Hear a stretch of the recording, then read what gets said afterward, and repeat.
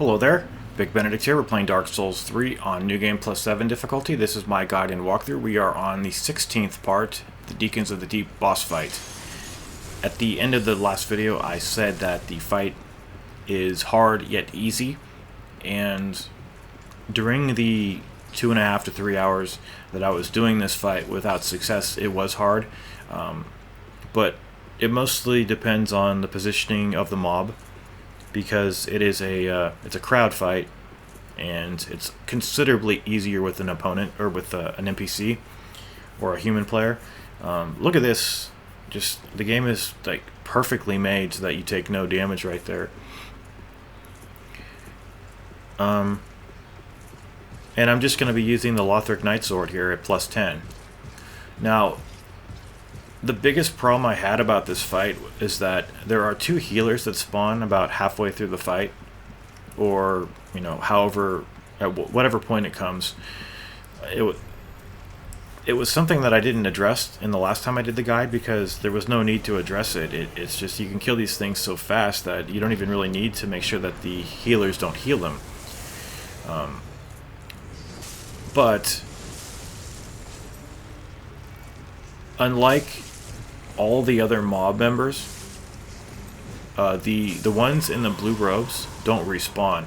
The ones in the blue robes are the healers, and if you don't kill them, it's really hard to make progress because your hits count for a lot less on the new game cycles, and of course you take a lot of damage. So at first the red aura is going to transfer from one mob member to the next indiscriminately, and it doesn't pay to be greedy here because you're going to get interrupted while you're hitting the other ones. And at this point we haven't spawned the blue robed guys yet, but I think here they come. So I would try to get backstabs on these guys. See, there's two guys here, and the nice thing is once they're gone, as I said a moment ago, they don't come back, unlike the others. And my problem too is I'm always trying to rush this, and you kind of have to rush it if you're not taking out the ones in the blue robes. However, if you take the ones out in the blue robes, then the main mob member who has the red aura on him, it doesn't transfer at this point, it stays on the one.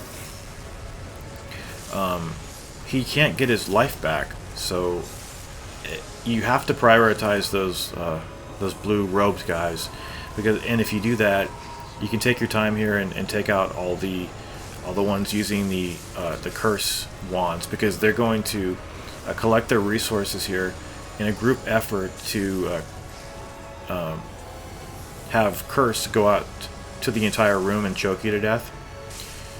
However, if you stop at least one or two of the ones with the curse wands, then the curse effect won't accumulate and you'll be spared from getting choked to death.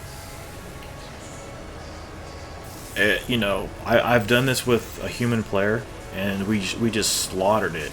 Look how much that fucking took away. It was actually quite fun, and I kind of want to incorporate some multiplayer into this guide, and yet if I do, then deep down I'm going to wonder to myself, well, do I really need to depend on a human player to win? And I don't want that at all. See how I'm just going up to these guys? I'm prioritizing backstabs so I can have iframes, do damage, and have iframes at the same time. But shit, this is hard. And it's mostly because the healers, and because your hits just count for a lot less. I was also using the Gothard Twin Swords at some point. It's pretty good, but it's not a high damage dealing weapon.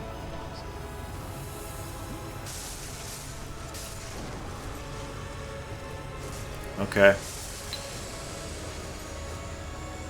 We're just gonna go in for a couple of strikes, getting interrupted.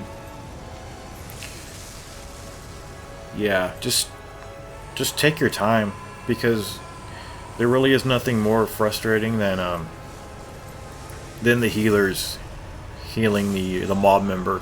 It's really frustrating. How fuck. Fuck, that. It goes right through the building. Or whatever the hell it is. Fucking whale trying to hit me right there, you fucking bitch. Shitty dogs, bitch, man.